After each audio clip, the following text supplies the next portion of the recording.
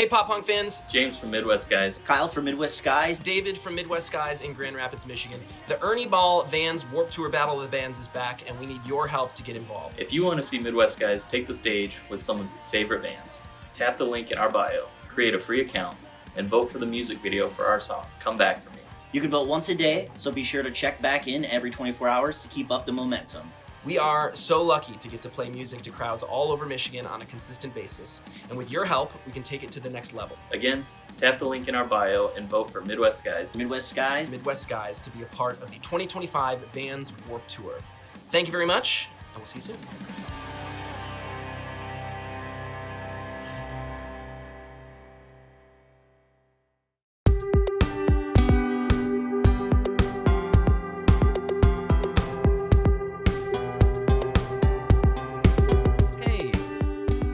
George, hello. Hello. But first, I'm going to put you to the test. Do you know the intro to my podcast? Wait, hold on. Yes, I do. Okay. Boop, boop, bing, boo. Welcome to the A.D.H.Deep-Dive. The podcast is not about ADHD, but proof that it exists. See, every Today- time I put somebody on the spot to do that, they get the general idea, but they're always a little bit off. It's hello and welcome to the A.D.H.Deep-Dive, the show that's not about ADHD, but is filled with proof it exists. My name is David J. Mund. Oh, I missed one word. No, you also One said word. the podcast about ADHD, or that's not about ADHD, but is filled with proof it exists. So again, hello and welcome to the A.D.H. Deep Dive, the show that's not about ADHD, but is filled with proof it exists. My name is David J. Mund, and I am joined today by my friend George Despotis. Is this your third episode, I think? I think so. Including the one I did with Pat. That would be four no. then. Because we did your original one. I think you were the first episode. Then we did the alien one. Mm-hmm. Well, we did the one with Pat before. Right. For the video watcher, as I'm sure we'll get into, I had a whole tech meltdown. My camera wasn't charged like I thought it was. My lights were finicky. My office was arranged in a different way than it usually is, and I was really excited to shoot with a new backdrop. And then the lighting wasn't cooperating, and as the lighting wasn't cooperating, that's when I realized that the cameras weren't charged because the camera started dying. And so I will admit, I told George we'd probably start at 2. Then I told him 2:30. It is now 3 o'clock, and we are just now getting started. And I would like you to hear me when I say, George, boy, am I sorry. I'll never forgive you for this. I know you won't. And even if you do forgive me, you'll still never let me live it down. No. And again, for the video watcher, I'm actually screen recording our Discord call rather than using the camera, which I got to be honest, it's not that bad of a look. I feel like it takes away some of the, I don't know, perceived professionalism that I try to put into this. I also started the podcast finding out that I had a big old pimple on my forehead, and George has well contrasted his away. Apparently he has a pimple as well, but you can't see it because of the lighting. He's pretty moody. I'm a mysterious guy. Yeah, I'm a very mysterious guy. I will say, just to kind of put you on the spot right away, when you have your own sort of creative meltdown in any capacity, or emotional meltdown, actually pivot, fuck everything I was just about to say. You just told me that you had a bit of a creative meltdown. How did you word that? I have a creative hangover. Creative hangover. Do you want to talk about that? Sure. If you said no, I'd be fucked. No, I'm good. No, thanks. How dare you bring that up? I recently enrolled in a silkscreen class. Silk screen course. class? Yeah, like silkscreen, screen printing. Oh, okay. It's not the first one I've done. I've taken workshops in the past. I got really excited. So for the first project, I spent a week making a movie poster for a project of mine, and it was a great experience like the whole project was fun, and then I finally printed it on last Monday, and then the Tuesday after that, I like my brain just crapped out on me creatively. Like I could not do anything. Like my brain felt very tired of the whole process. Was it a So physically tedious process? Like, what is that like? no. I was just drawing for the week. Um, figuring out like those half tones and separating layers, and the actual printing process itself is fun. But I think a combination of the work it took and then the excitement as well, kind of drained my creative energy. Is it in any capacity not what you anticipated it being, or was it just a lot creatively and so it sucked you dry? Well, how do you mean? Like what? Like did the Like, project not live up to my standards or something? It's maybe not it's not necessarily a standards creatively, but more like in a validating way. Like the way that you just phrased that, I guess I don't remember exactly how you said it, but you said that by the end of it, you're just kind of with the work that it entailed, you had kind of felt burned. Do you mean like burned by it, as in it's not what you were hoping that it was? no. This has nothing to do with the final product of the whatever I made. Okay, It just has to do with like all the energy I put into it. Um, I think I just emptied my energy reserves creatively. It had nothing to do with the actual final product. sure. So the next day, on like a Tuesday and Wednesday, I would sit down to draw or do whatever, and like there was nothing there. So I had to take a couple days. I think I just got too excited, you know.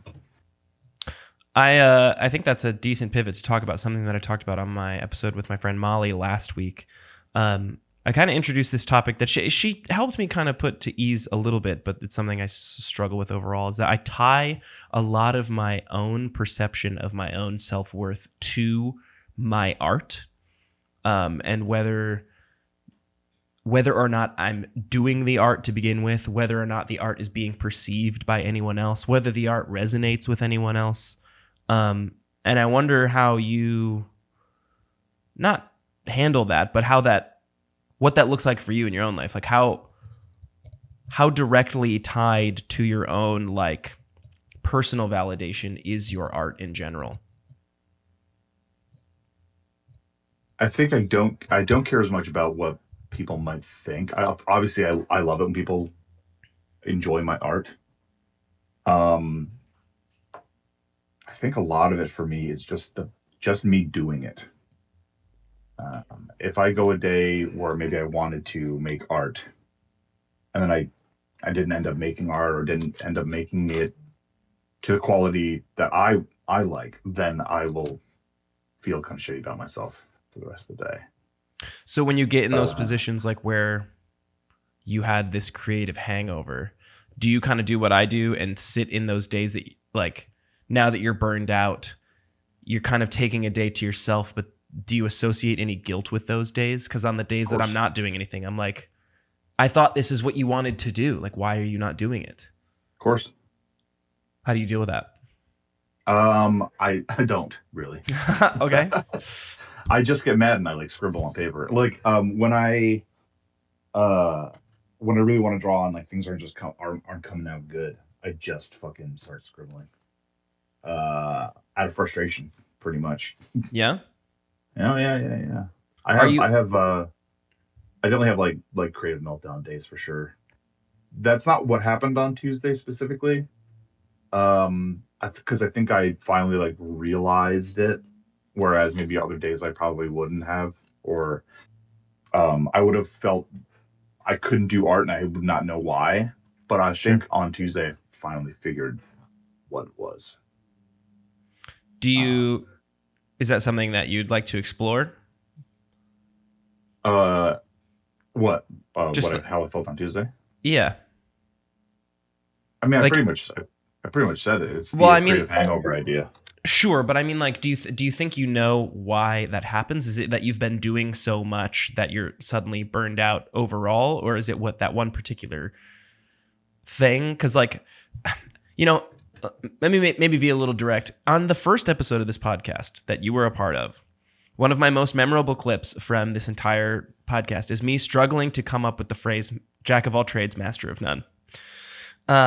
And it's something that resurfaces back in my brain over and over and over again. Not just necessarily that clip, although that was funny. But I right now am dealing with a struggle where I feel like I've diversified my portfolio a little too much, and therefore, because I am not quote unquote or whatever, I don't identify any type of particular success with one particular creative avenue. I feel like I do a lot of things pretty decently, but there's nothing I do really, really well. And so I get this creative burnout because I've done too many things rather than focus on one thing. Do you identify with that in any way? Sure. But who's telling you that you don't do things very well? Is it you telling you that? God damn it, George. Got you, motherfucker. Yeah, I mean, for sure.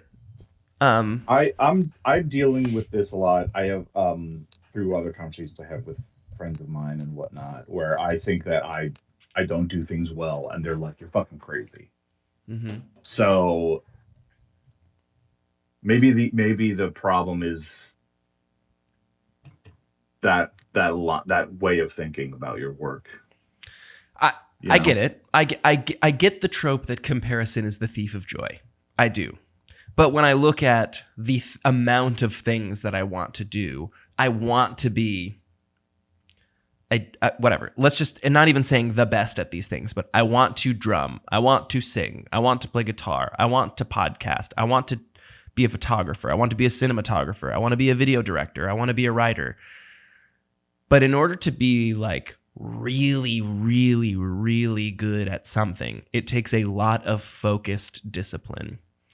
And the show that's not about ADHD but is filled with proof it exists, I think ties into, I can't, whether it's with jobs or physical places in life or the rearrangement of my room, I am never content doing one thing in particular. So when I'm doing this thing, suddenly I think in the back of my mind, is this the hobby or is this the passion? And if this is the hobby, I should be focusing on the passion right now. And so then I bounce over the other thing and I go, this is the passion. Or shoot, is this the hobby? Like, it's trying to figure out which of my hobbies I am most passionate about so I can therefore chase that hobby and make it the central thing. And then I feel like I am not exceeding at anything in particular where I should be. That's it. Okay. All right. Well, thank you. Thank you for joining us. Great show. Great podcast. Thank you, buddy. I get that a lot, actually. I understand that. Do you, or are you fucking with me? I'm not fucking with you, man. All right. All right. Why would I fuck with you like that? Because you do. No. We'll talk about that later. It got real dark. I meant my screen, not the. Not your emotions. Yeah. But like, why does? Okay. First, I'm gonna say, would you be content with just picking one thing and sticking to it until you're like super, super really good? No. So then why worrying, man? Again, I think it goes to that concept of I have tied so much of my own view of my self-worth to my art. So when I see my art not as good as it possibly could be, I feel as though I am not as good as I could be. And therefore, because I'm not great at this thing, I should probably give up on this thing and I should do the other thing instead. And then it's like this cyclical. So do you think you tied your self-worth to your art or to your art's quality? There's a bit of that. it's also a perception thing. Like, unfortunately, a lot of what I do creatively somehow ended up being, whether if I play the blame game of the social media algorithm, if I'm blaming the algorithm and the craving for attention, the attention economy, then a lot of what I do is for other people to see, for other people to hear, for other people to resonate with. And so, yes, of course, the first thing is I do these things because I enjoy them. I wouldn't do them if I didn't enjoy them. But a big part of that is also wanting other people to resonate with it, for it to connect with somebody. And unfortunately, because of that algorithm, and because of my, let me be careful here in the way that I word it, my own view of my art's quality, while it does resonate with some people, I feel like it doesn't resonate with many. And then I just get in my head about that for whatever reason. Let's stop talking about me, bitch. What are you doing to me? Hey, man, I'm just letting you go, dude. I get it. I guess I want to make that a little bit pointed, though. Like, to what degree do you care about how people feel about your art? And does that translate to any sort of disappointment if not a lot of people even see your art?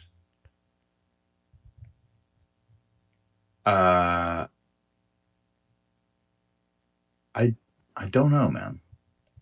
I feel like I too have been making a lot of different kinds of art lately. Like I've been dipping my toes in a lot of other mediums, and I haven't really been showing them to anybody, really.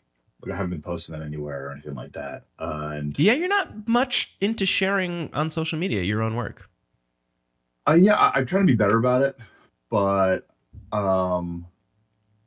I the most I maybe post is in a Discord, and Yeah. with other creatives.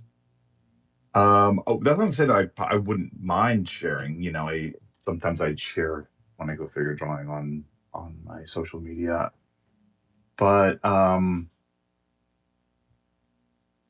think I've done a pretty good job lately of not really considering, at least with.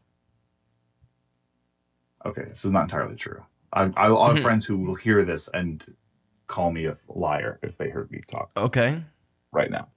But when it comes to like let's say my paintings or my figure drawing or what have you, as I'm doing it, I've been better about not caring about what people might think about it. I'm just kind of going. I'm just kind of going at it.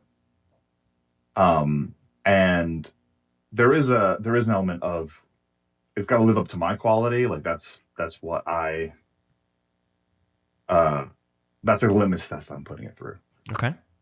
And then I think I've been good about realizing that if I like it, then there's at least a small group of people that out there that might like it too. So I don't really think about what people will like. I just think about what I will like, and I'm the stand-in, I guess. You said something that is interesting to me, in that you said when I said that you don't post your art very much on social media, you said I'm trying to get better about that. I am. Which is interesting because to me, like, it's the total opposite. Like, I want to feel less pressured to post things and more like I should just be making things for me. Not everybody needs to see this thing. So, do you actually feel some sort of pressure to share things with other people, or do you feel like why do you think it is better that you share things then? Only well, there's the connection aspect of okay, so I follow a lot of artists and I'm friends with a lot of artists who post their stuff somewhat frequently, and there's that connection where it's like, oh, okay, like all my artist friends can see my art, I get to see their art, And there is that element of, okay, then your extended network knows that you're out here doing art, Mm-hmm. you know.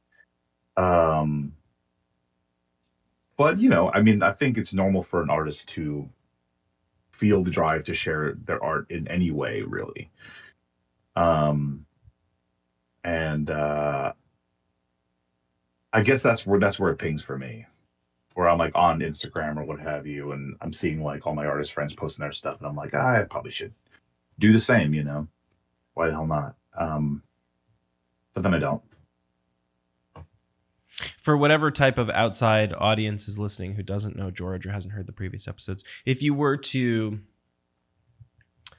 I don't know, give the Spark Notes version of the art forms that you feel like you are the best at, like, That's a loaded question. Well, not the best, like you're not the best, but the I types am literally of art. the best in the entire world at these Exactly. things, by the way. Right. Just Right. FYI. Right. And what of those things? But no, the types of art. You know what the fuck I'm saying. I don't need to clarify. When I go to like networking, creative networking things, I tell people I'm a screenwriter, I guess illustrator, and those are the main two. Those are the big two. Why'd you just say I guess? Because I guess, man. Who knows, dude? I don't fucking know. Is it because is there anything worth looking into there about why you actually said I guess, or was it just sort of a verbal tick? Like, do you feel insecure about that type of art, or is it? I think the fact that I have not ever released anything in terms of those two things, that's what always gets in my way. I have not. I have been working for ages. You can go back to the previous episodes and hear me say, oh yeah, I'm working on a comic. I still am working on those comics. Like I have not released anything in terms of that. So that's where the I guess comes from, is the fact that I just haven't actually completed anything or released anything. When you say that you're working on comics, I think this ties into what we were talking about earlier. You're probably not just working on one, right? You're working on a few at the same time. Yeah, I definitely. I don't make it easy for myself. Right.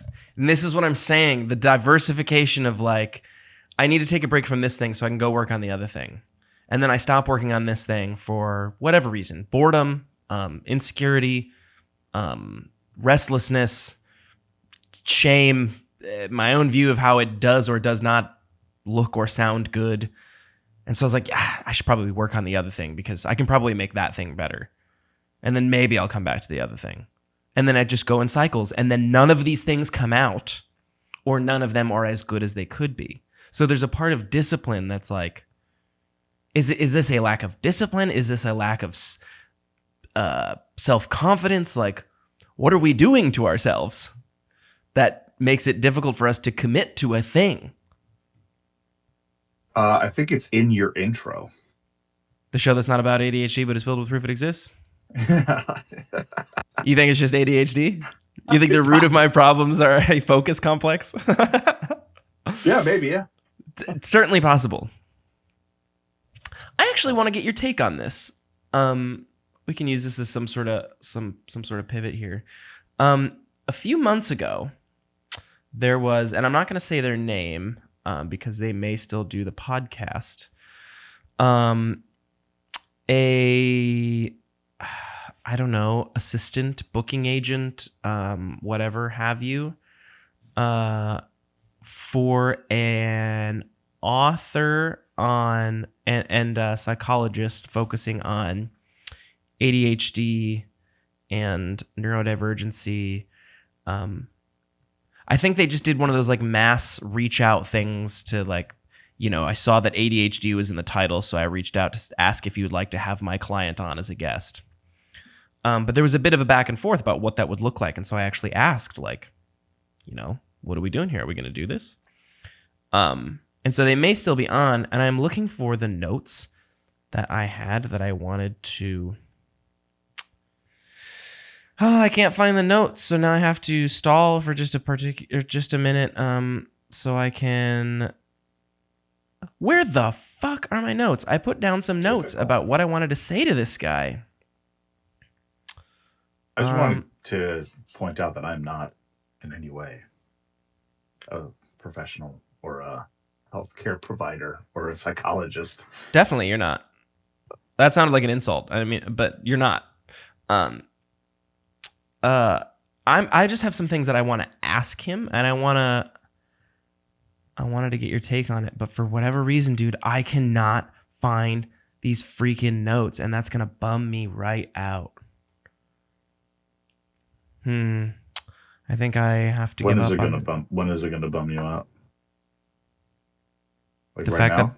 that it's bumming me out Like, now like- because I wanted to talk Right about. now? Yeah. Because you said that's gonna bum me right out. I was just waiting to see the moment it happens. All right. Well, I'm about to give up in 5, 4, 3, 2. Hey, I found him.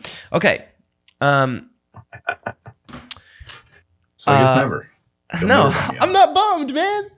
Darn. Anyways, so I have this worry about being confrontational with this guy for whatever reason. Defensiveness. Don't look at me like that. I'm trying to be Why? honest and transparent here. Because the first thing you were like, I'm worried I'm gonna be a complete dick to this guy. yes, I am. Because all of my life with ADHD has been learning to live with it, learning to manage it, putting the struggle aside and just doing regardless. For context, when I was a kid, I'm going to use the word sedated. I was sedated by Ritalin for a good period of time. And I remember that making me feel like a zombie. And then later on, obviously, the possibility for Adderall came in. And it works, sure. But then I feel like there is a dependency that goes into it at a certain point. And just to be clear, these are David's thoughts about David's life. Neither George or myself are professionals, and you have to do what is right for you in your own life. But when I started thinking about what I would talk to this guy about, a lot of what he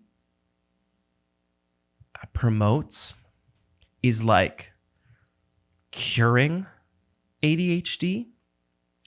And one of the top line notes I had, and these are just thoughts, not sentences that I would say, but I just said ADHD isn't something that needs cured, but instead needs managed. To me, it is incredibly important to not medicate my ADHD. To others, it may be, and that's okay. We all know that there's medicine for ADHD, but what else is there? I'll be honest, in this exact moment, I don't exactly know why I brought this up to you. That's kind of what I was getting at with my previous disclaimer. Yeah, I don't know. You said in response to me that a lot of what are bouncing from one thing to another is possibly, linked to ADHD. And again, yeah, maybe. Here's the symptom, yeah. Yeah, like, but I don't know. Full transparency, in this moment, I am spiraling into self-consciousness because I don't know, dude. I feel like there's so much to say about ADHD because it is such a big part of my life. It's a big part of who I am. But if I give it power, this is why I wanted to bring it up. If I give it that kind of power, I feel helpless. Like, well, it's because it's just something wrong in your brain. There's nothing really you can do about it. So you kind of just got to deal with it, right? Yeah. It's like, no, I want to win. I want to be better. That is interesting because it's kind of the opposite of what a lot of people say. I've never been diagnosed, and I feel like I might have it, but I've never been diagnosed. And part of me feels like I would feel better knowing that it's something up, and it's not just like a personal failure. But you're coming at it from the opposite angle. Yeah. You would almost rather it be the other way, where it's not something wrong with your brain, it's just something that you're doing. Right. Like not something that needs to be medically sedated inside my brain, but instead it needs to be something that like, okay, here's some like day-to-day fixes that you could do, some day-to-day rituals or... Which I feel like a lot of people do tackle their neurodivergency that way. Yeah, and I'm doing that. Like, So I'm not... the guy you're gonna the guy who might be on the podcast, he is all about just medicating the crap out of people. Like Not necessarily, and that's why I feel nervous that I might be confrontational. Is because anyone who like profits off of getting rid of your ADHD or man, I don't know. I don't know. And that's the thing. I don't know what he believes, and the only way to figure that out is to actually like sit down and talk to him. Has he been on another podcast you can listen to? He has, Some and research? I can send that to you. I don't know. I just feel this inherent nature to get so defensive about my ADHD and giving it power that like if someone says, well, like it's there's nothing really you can do about it other than like accept that it is just your ADHD. That feels so fucked up to me. Well, maybe there's still some value in you getting mad at and yelling at this guy. Because maybe his response will be either comforting to you or you guys will get into a fight and it'll just make good content. I can't do that to someone. I can't just be anymore. I could have 5 years ago. Put me in. But I'm trying to make this a space where we can learn and grow, and I don't want to fight this guy. You don't have to be. But I wanted to fight you the second that you said that, like, oh, maybe it's just your ADHD, because like it probably is, and that's a bullshit, and I hate it. Well, is it more or less bullshit than you are just continuously choosing to do this to yourself, and you keep trying to change, but then you're for some reason falling back into the same habit?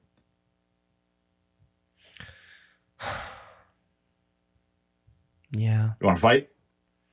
I want to cry.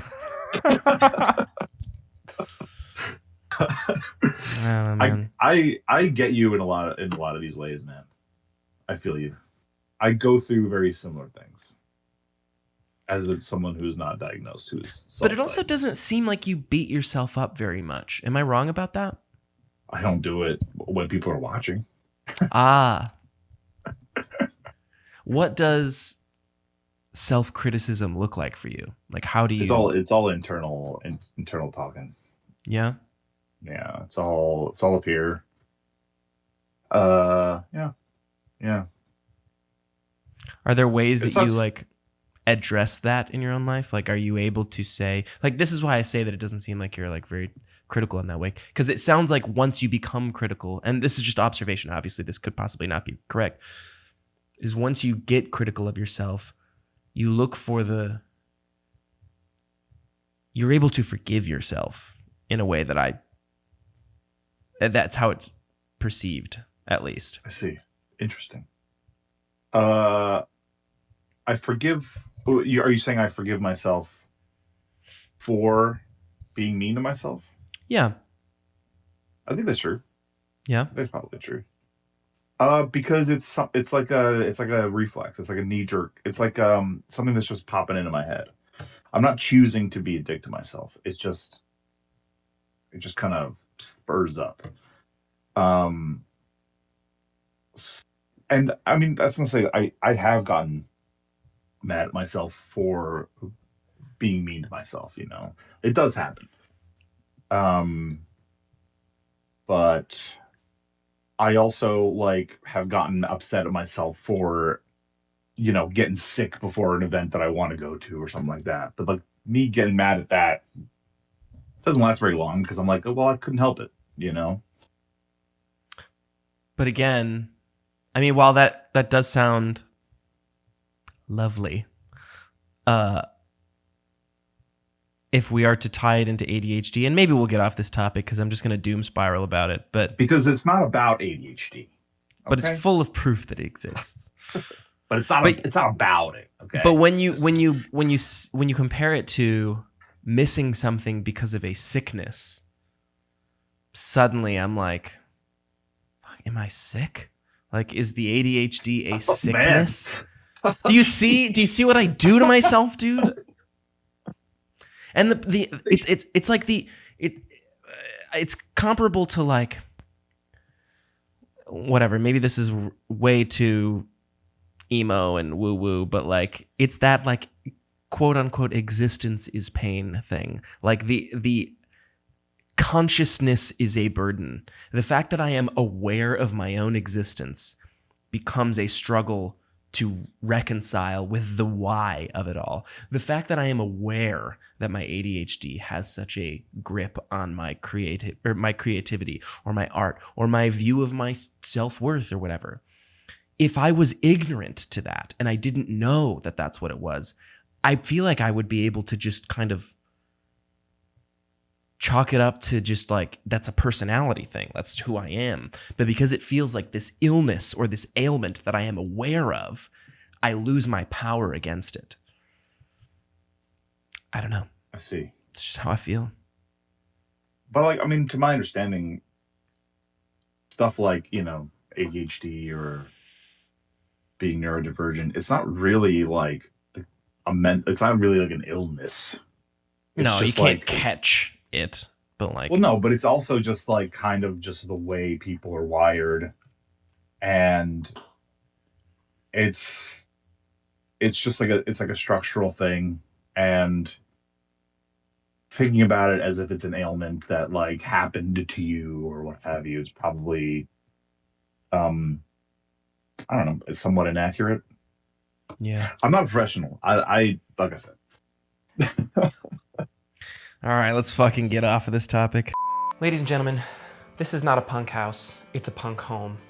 You can find this banner and others like it, as well as this silly goose on the loose hat, these etched mirrors, these custom charm bracelets, and so much more by heading to Cat and Crew, that's KATANDCREW.com, and entering the promo code Monday, that's MUNDAY, for 10% off your first purchase. Katie and Andrew, one of the first supporters of this show, have made a 10% discount available for A.D.H.Deep-Dive listeners. See store for details, of course, but they've got so many cool punk home products, decor. You don't have to be a punk, that's okay, that's all right. Tattoos for your home, koozies, wall banners. On its way, soon to be released, a hot sauce. Oh my God, keep your eyes peeled for that. So again, if you want this is not a punk house, this is a punk home banner. If you want this silly goose on a loose hat, if you want etched mirrors, if you want custom charm bracelets, so much more, go to Cat and Crew, KATANDCREW.com, enter the promo code Monday, that's MUNDAY, for 10% off your first purchase. Thank you very much to Katie and Andrew for sponsoring the show. Let's get back to the podcast. And I just wrote it down this way, so I'm just going to read it verbatim and see what you think about it. After everything that has happened over the past 10 years, would you recommend for artists moving to New York? Or is that something you would caution against? I think I don't know. I think neither. Don't listen to me. Yeah, well, I'm asking your opinion because for context for the listener, after, which I've already talked about on the podcast, after I got divorced, I figured it would be best to run away from all of my problems, and I didn't know where to go. And as a aspiring artist in whatever capacity, who didn't know exactly what he wanted to do, but knew that he wanted to know people who knew what they wanted to do, so maybe some of that could rub off on him, what better place to go than where my good buddy George lives? New York City. And then again, for context, at the time, definitely was not the right timing for me. I have at least come to accept that. I don't really beat myself up for it in the way that I used to, but I only stayed there for a year. I would say that mostly the reason that I came back was because my dogs were fucking miserable out there. And I love my dogs. My dogs have saved my life, and so I figured I'd give them a little bit of a break. But there's still the possibility that when my dogs pass, that I might come back to New York. but I at least had a glimpse of what it was like. You have had the long-term view of what it was, what it is, and are seeing what it potentially is turning into. And I just want to know how you feel about the city you reside in, and do you reside in it mostly because of convenience at this point, or because it actually is a benefit to your creative pursuits? I do love the city a lot. I like being here. I'm realizing more and more that I butt up against I fell down the walkable city rabbit hole during the pandemic. So like having access to subways and whatnot, I fucking love. Yeah, dude. Um, Creatively, it's interesting just because only very recently have I been kind of making the effort to go meet other creatives and network and um I think it is pretty good for that. I think that at the end of the day, meeting other creatives is great. Um, it definitely makes me want to be more creative in my day-to-day life, but then I just have to actually show up in my day-to-day life and do the creative things, you know. There's still that it doesn't really fix that part of things. You still Sure. have to do the things. Right. Uh I think it is a tough city to, I guess, get acclimated to for some people. Some people Yeah. come and are like, they mesh with it immediately, and some people it takes a while. Some people, you know. Um, so I can't really be the one to recommend to anyone to come here or to not come here. You know, it's all up to you, my guy. You're doing a thing that I'm going to try to not tie this back to the last topic, but it is somewhat relevant. That I ask you for an opinion on something because I feel like I value your opinion. Not feel like I value your opinion. And then you say the thing that it sounds like you're about to commit to a belief you have, and then you go, but you shouldn't ask me. I don't know. Certified fence sitter right here, baby. We got a walking imposter syndrome over well, here. That's for sure. But like, dude, moving to a whole new city and it's a big step, and it's a step that you've done. I mean, you've come here, you've gone to other cities. Um, when you feel like you're ready, take the step, and if you don't feel you're ready, don't take the step. In That's what not the fence ways? then, maybe. In what ways can you observe that it is different for artists at this point, though? Like, I don't really. I can't. Yeah? Because my experiences has been so all over the place when it comes to my creative output or meeting other creatives. It's just been, like I said, pre-pandemic, I barely really put myself out there in terms of meeting other creatives or doing. I was very much in a learning phase. Um, I think if you're a prolific creator, New York City's got a lot of opportunities. But you're out where you are, and you found a bunch of opportunities out there too. So It's true. From an outside perspective, you're over there kind of killing it. You're in a band. You had your photography business. You got your podcast. So you did all that stuff not in New York City, and you've met a bunch of creative people, had a lot of creative connections, also not in New York City. Sure. So you definitely have the skills it would take to make it out here. But I mean, like I said, you've accomplished so much, and you didn't even need New York City to do it. Oh, I'm so deeply resisting everything you're saying right now for whatever self-critical reasons. Only you can decide Yeah. your path in life. I think again, to struggle not to necessarily tie it into the last thing that we talked about, but you're saying, which I appreciate, and you've actually said this much before when I've expressed to you the possibility of moving back to New York. You're like, well, I don't really know why you would want to do that because it looks like you're doing pretty well out there. That is the social media game where it's like, I am showing you all the cool things that I'm doing. Not So you're lying to me. Yes. I'm not even in a band. I'm just kidding.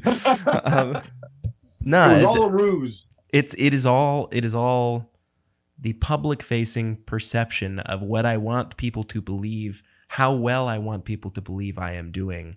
When inherently, like, yes, these are cool things that I'm doing. I still don't know who I am. Actually, I would like to think about that for a second. David, right? Who am I? No, that I think I just posed myself an interesting life question that I didn't realize I had. So I know what I'm doing. I enjoy the things I'm doing, but I don't know who I am. And that does directly tie to some of the earlier stuff that we were talking about. It's like I am doing many things, but what do I care about? What is for me? What is for others in a selfless way? And what is for others in a selfish way? Like, what do I want people to see to make them think I am?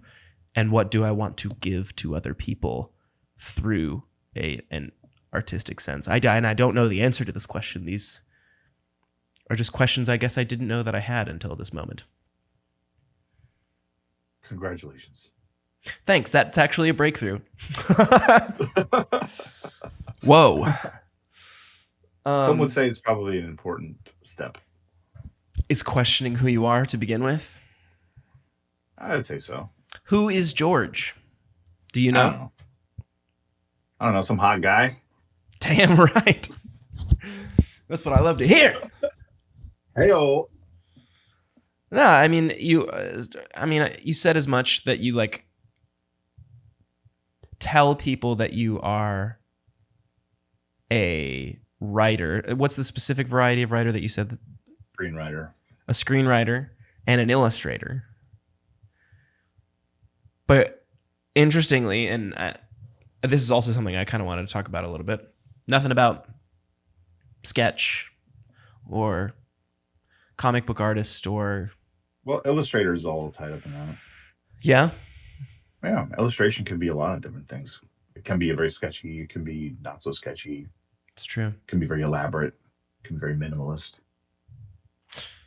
I think, again, that is maybe a problem that I'm having. And I'm sorry to use you as my sounding board to figure out all the things that are wrong with me. But I'm very bad with titles. It's like, do I have to be a video director and a cinematographer? Or is that a filmmaker?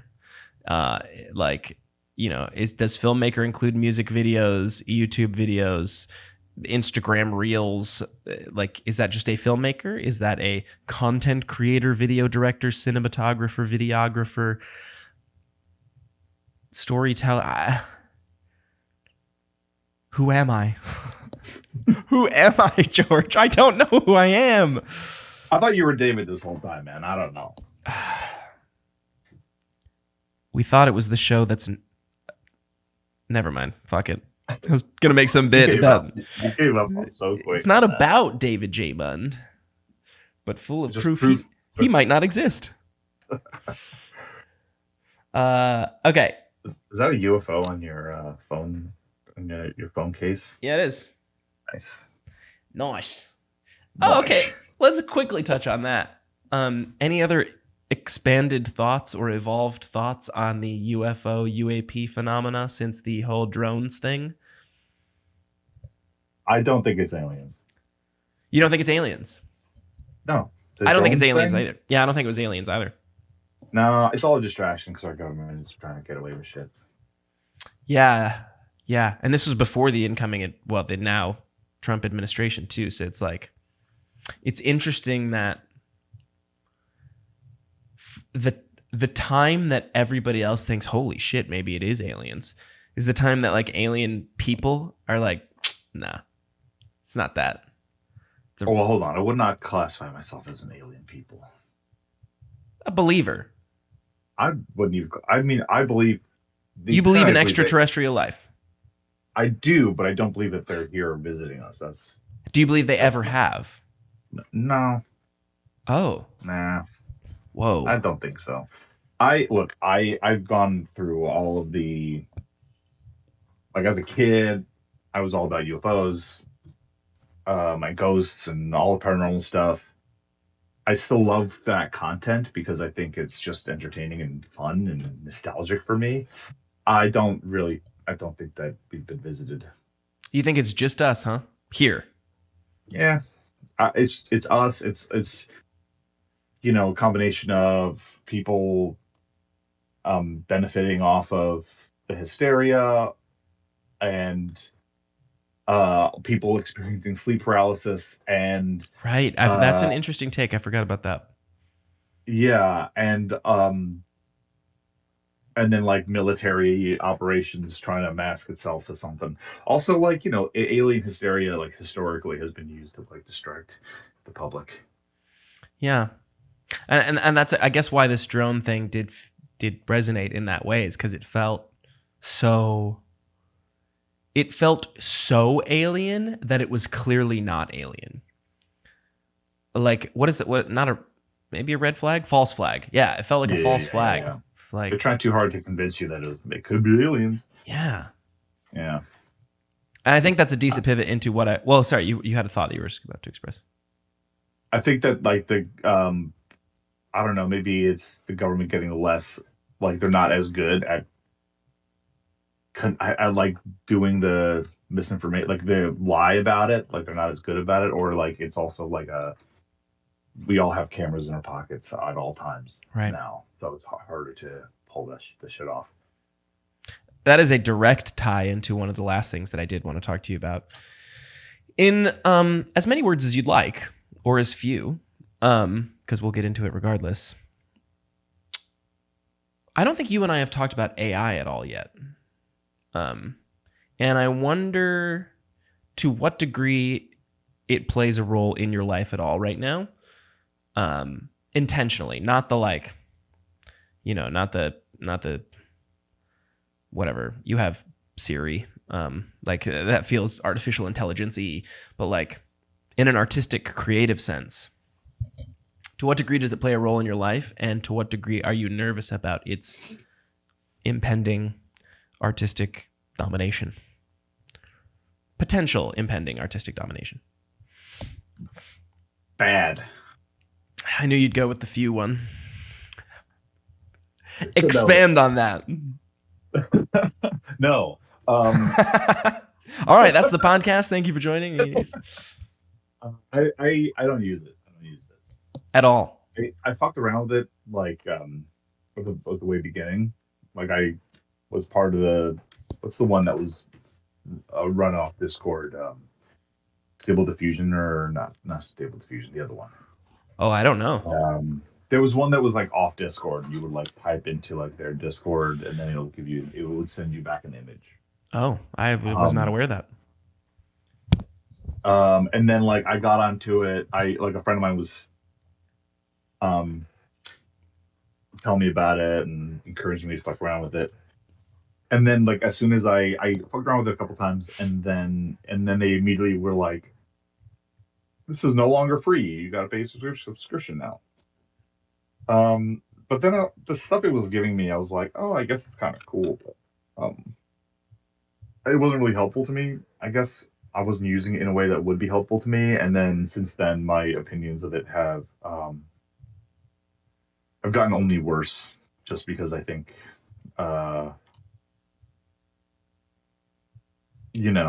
big corporations are just using it to not hire humans. Mm-hmm.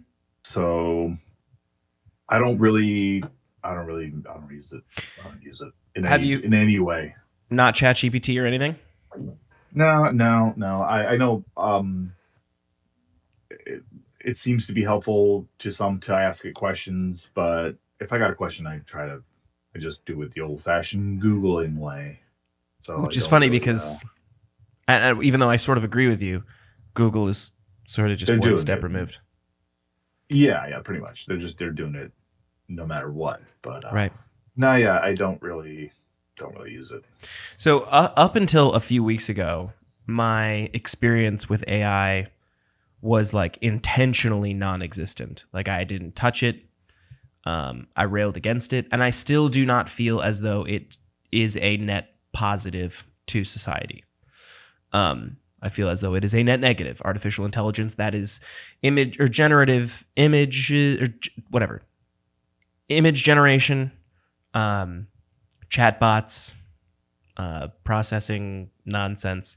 The arguments that are made against me to some capacity, which are valid and understandable, are, advancements in healthcare or advancements in not healthcare, but or health technology, whatever the phrase is that I'm looking for. But that's kind of like where I draw the line at it. It's like, okay, yes, scientifically, sure, maybe it helps us understand the human genome a little bit better, but like it's feeling more and more likely that it is actually going to put artists out of work. And so I didn't want to fuck with it. I have recently given some credence to ChatGPT for inspiration, not for creation of work. Like that script that I'm writing, that I told you about, that I don't necessarily want to talk about publicly yet. But do you know the one that I'm talking about? Okay. Sure. Sure felt uncertain, but that's fine. I asked ChatGPT for like, okay, this, and this have happened in my story so far. This, and this are going to happen in the story. There's a scene like kind of in the middle that I don't really know what logically this person would do. What might be some things that this main character might do going forward. And they gave me a handful of suggestions, and I took one of them and I actually ran with it and started writing a scene out of that. I like and appreciate it for that. One of the things that I talked about with my friend Molly on the last episode is that space used to be reserved for community and other people and connecting with other artists. And now I have given that to a robot, which is pretty good and inspiring me and giving me ideas. So it's not useless. My objections come as more of like a moral issue. And I guess I wonder how you feel about that. You fucking scab, dude. Okay. Yep. You son of a bitch. Move on. You filthy AI loving. I think I agree with you that, like with any great technology that comes out, or any new technology, there's the good way to use it and the bad way to use it. And I also think it's kind of being trying to kind of shoved down our throat by certain tech, corporations. Mm-hmm. I think that as far as like, the medical industry comes in, I know it's been used to like help cure ailments, and I think that's great. I think they should be used for that. Detecting certain types of cancers before. Yeah, like stuff that that requires crazy computing that humans can't do. I think that's what it should be for. But yeah, it's the push to like do all the creative stuff. I don't know, maybe I'm wrong, but I feel like humans don't like that shit either. Like with art, I mean, with like an artistic creation, the idea that like a few years ago, if you told someone you were a digital artist, they almost scoffed because they were like, "Oh, you just put it into a computer and the computer spit it out." Right. And that's not how digital artists work. Well, at least back then it wasn't. Yeah. It worked. It was just your artistic skill. You were just using like a pen tablet or whatnot to get it onto a computer. The computer wasn't doing it for you.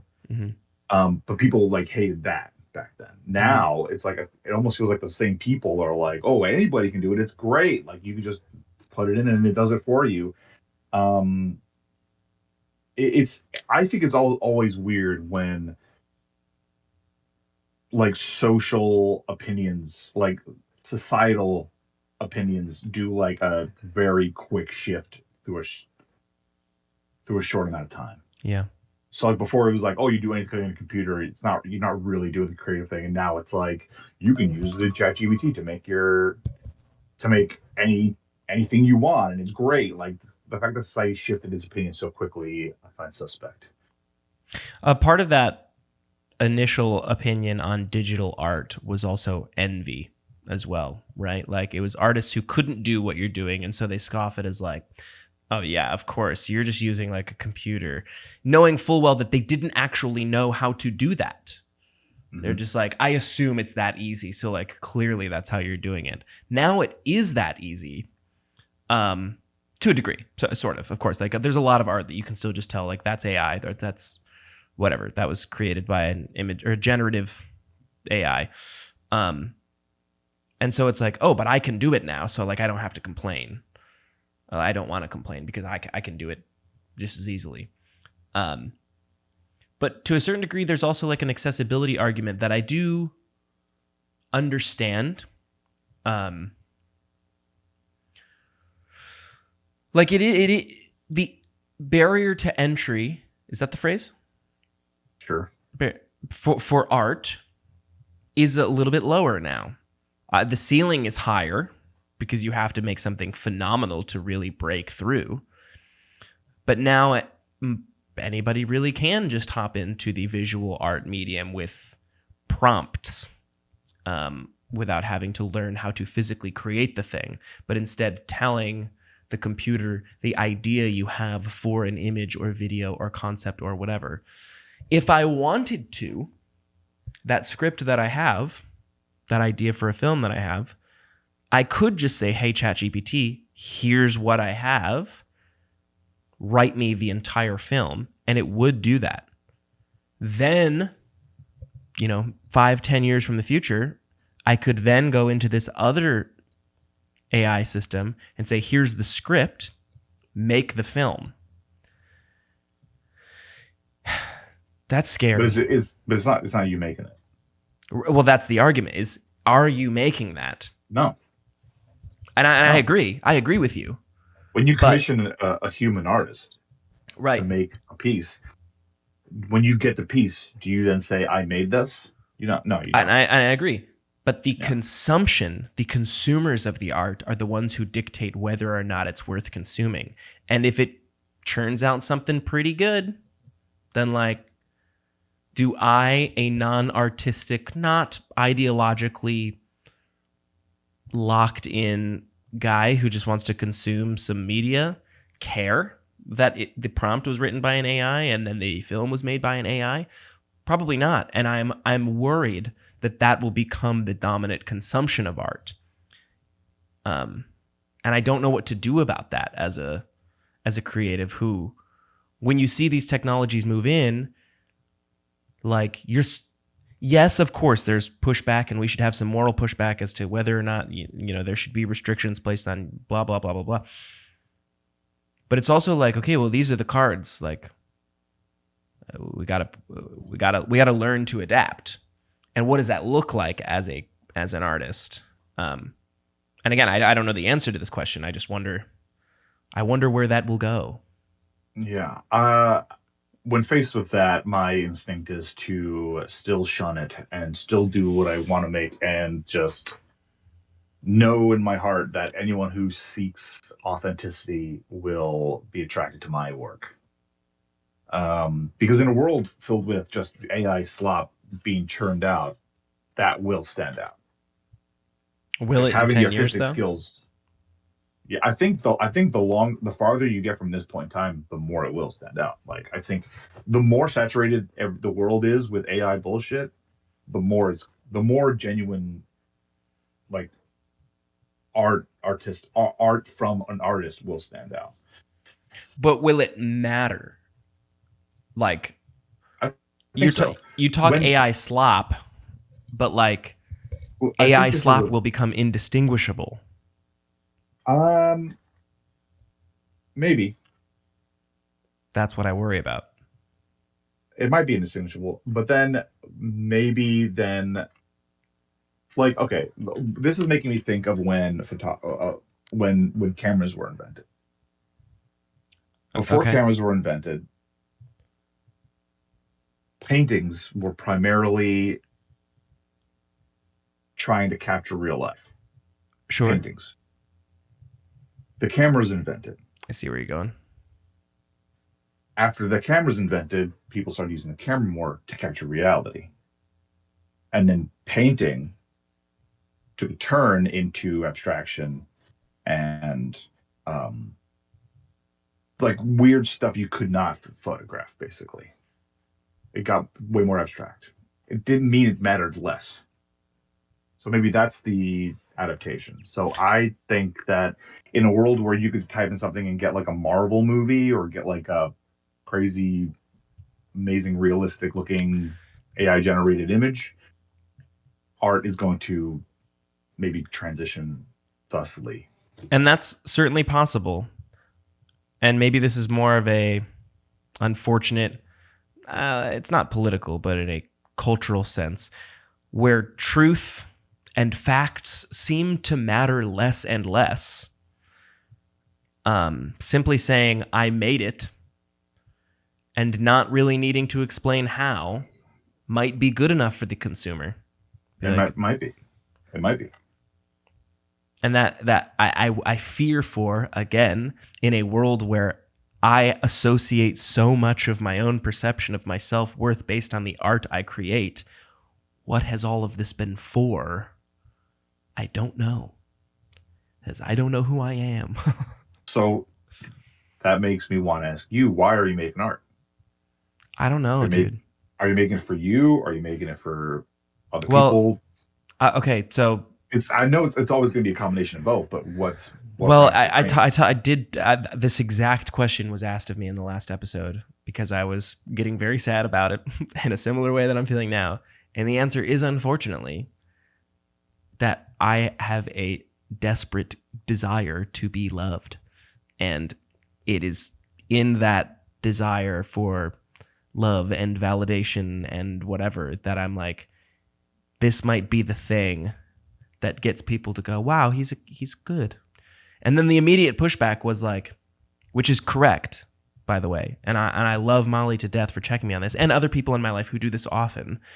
It's like, okay, what you do have people in your life who tell you that you are good, but because you love them, you think that, like, my perception in my unhealthy moments is, of course you would say that. You know me, you know my heart, you care about me, and you don't want to hurt me. So of course you're going to tell me that my art is good. Like, because it would be rude of you otherwise to tell me that it's not.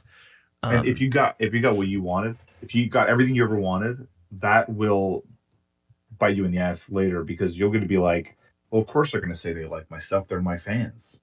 Right. Of course they like my stuff. And then that's not going to be enough for you either. This is that awareness, that self-awareness that has become a burden, is I know that to be the objective truth. And I struggle to escape it.